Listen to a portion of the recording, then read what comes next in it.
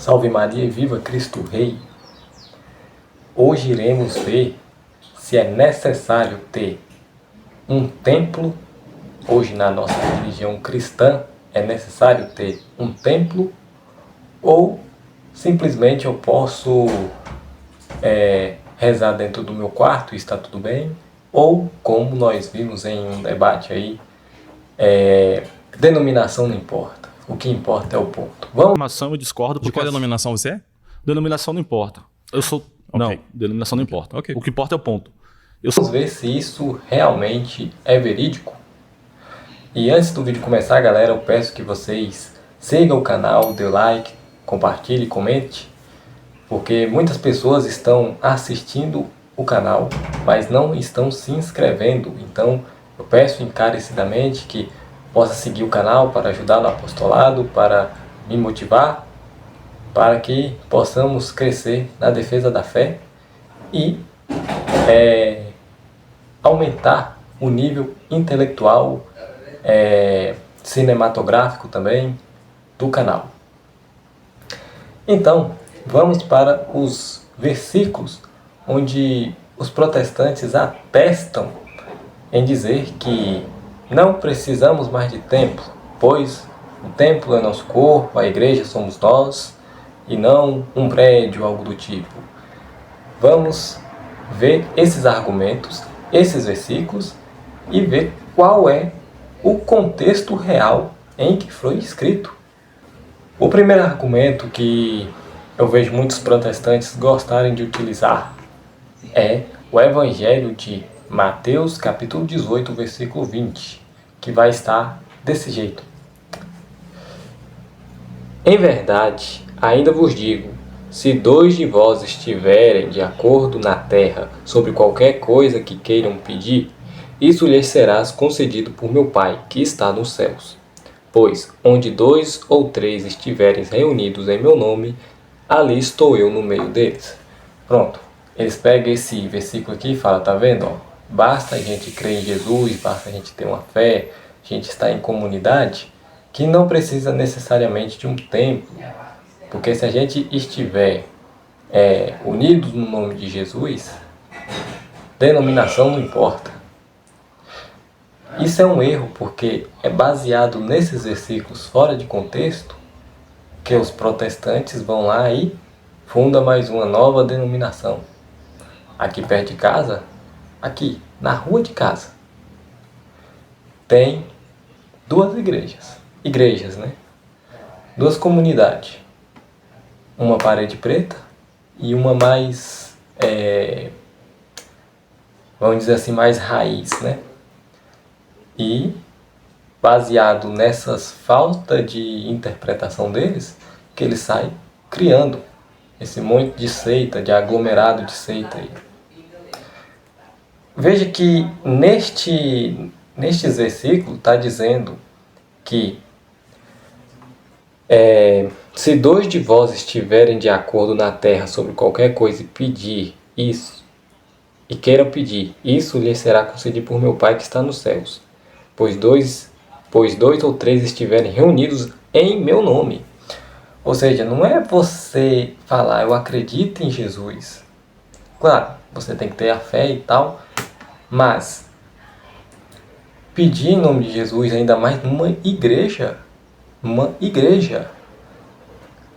é você estar de acordo com os ensinamentos de Jesus.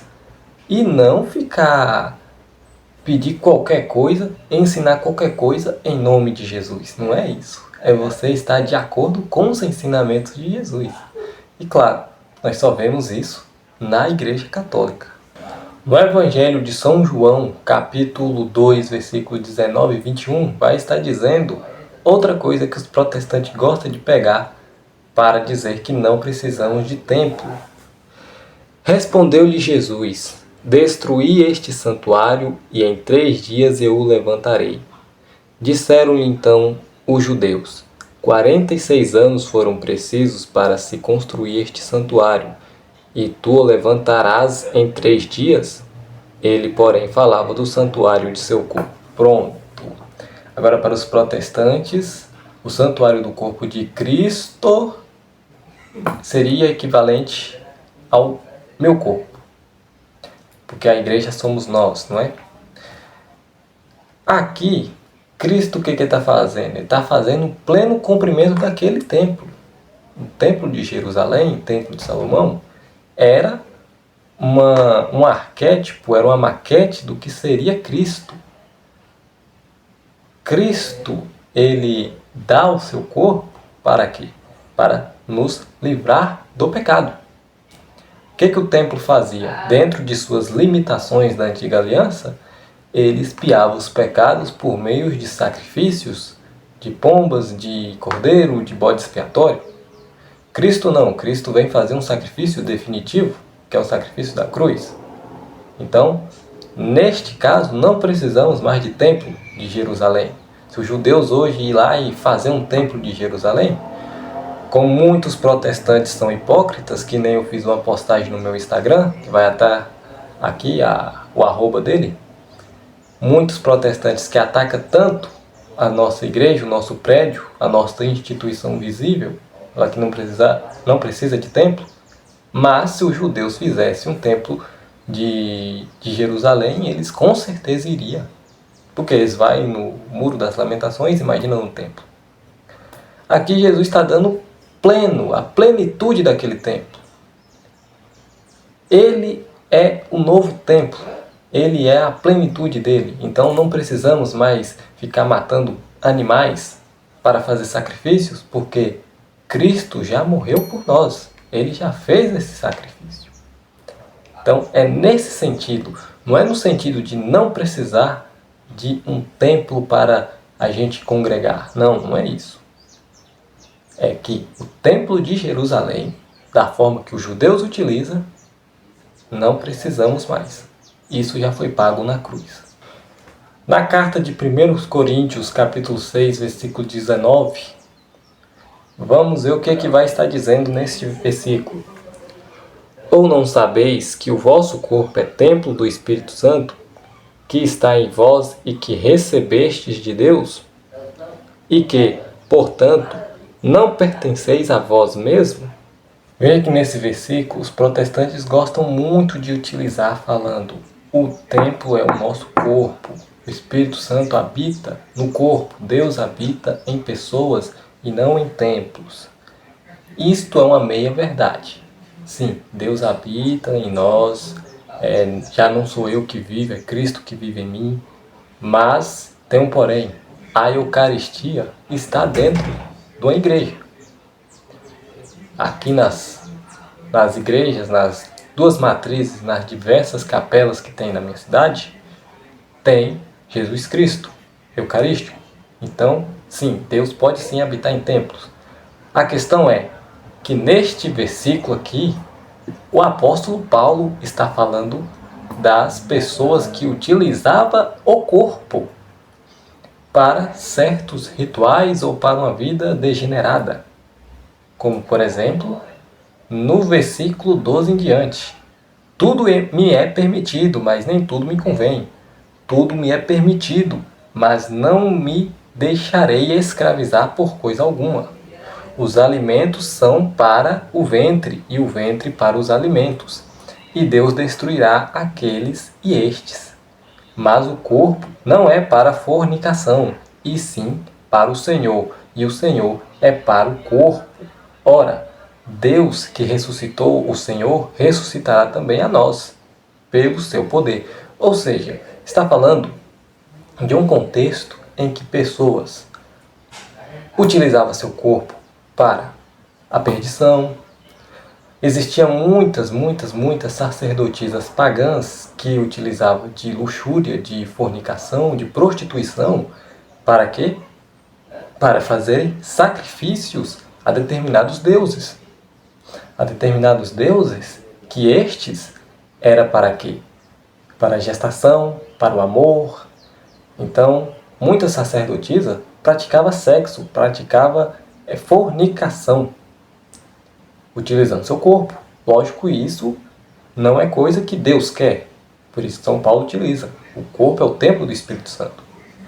Mas isso não significa que não precisamos de um templo físico, porque a igreja de Cristo é física. Lembra daquela carta de São Tiago?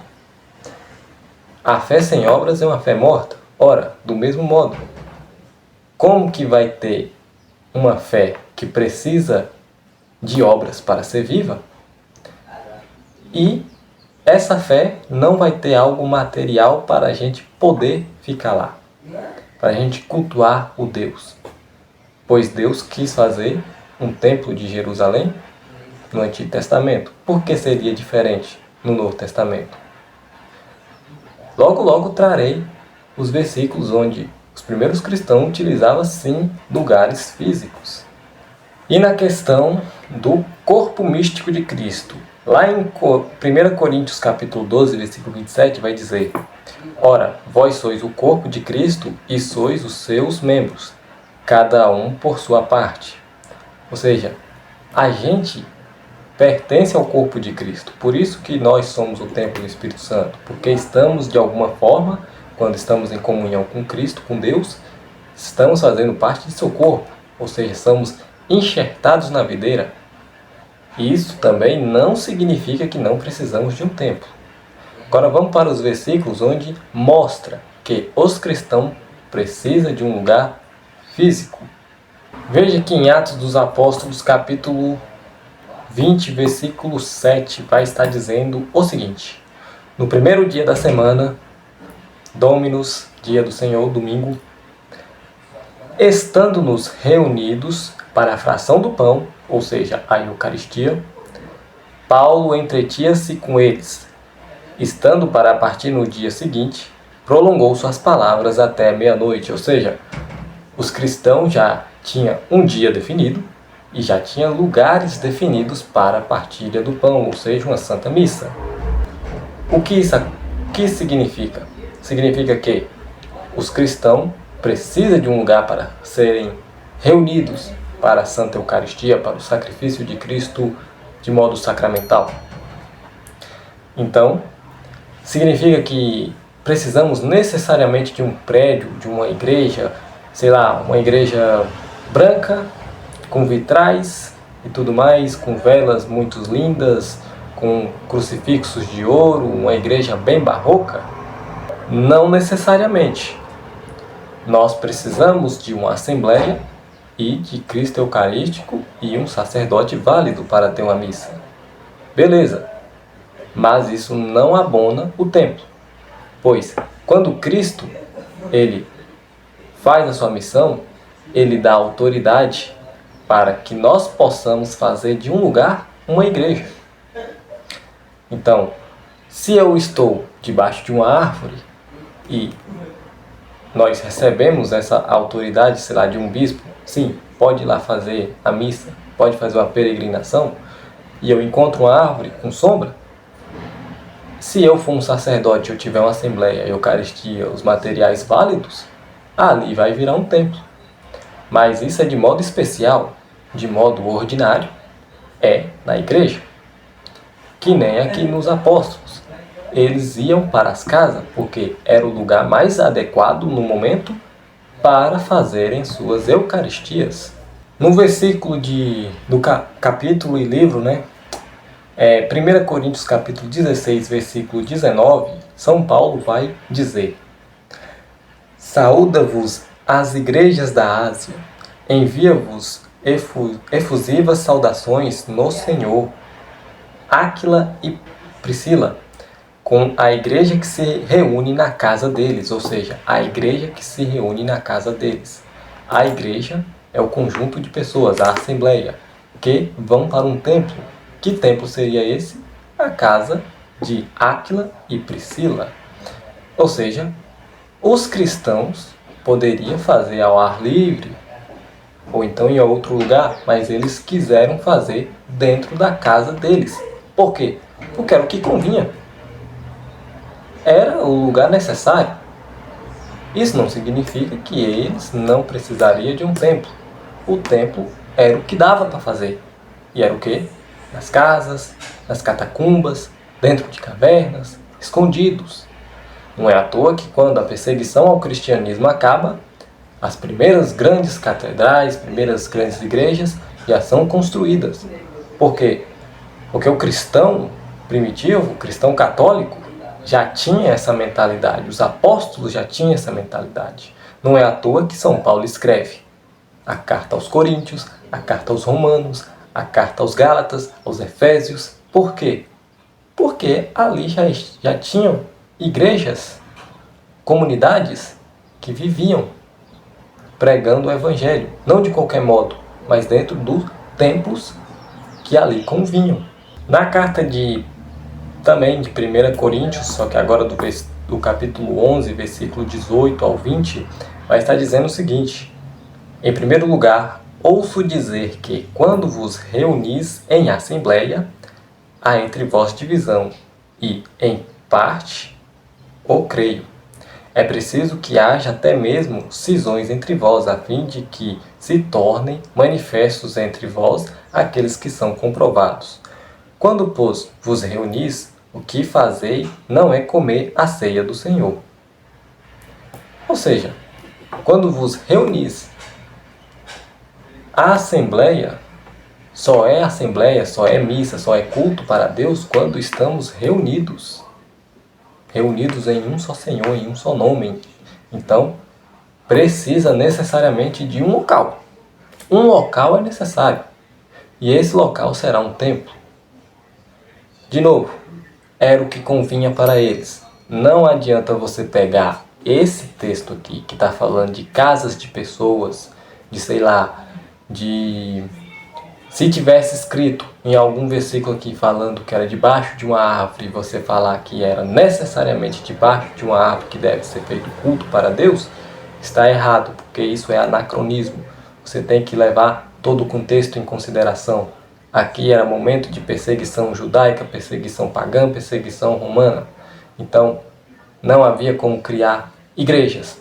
Igrejas como entendemos hoje, como templos, como o santuário de Nossa Senhora Aparecida, a igreja de São Pedro lá em Roma.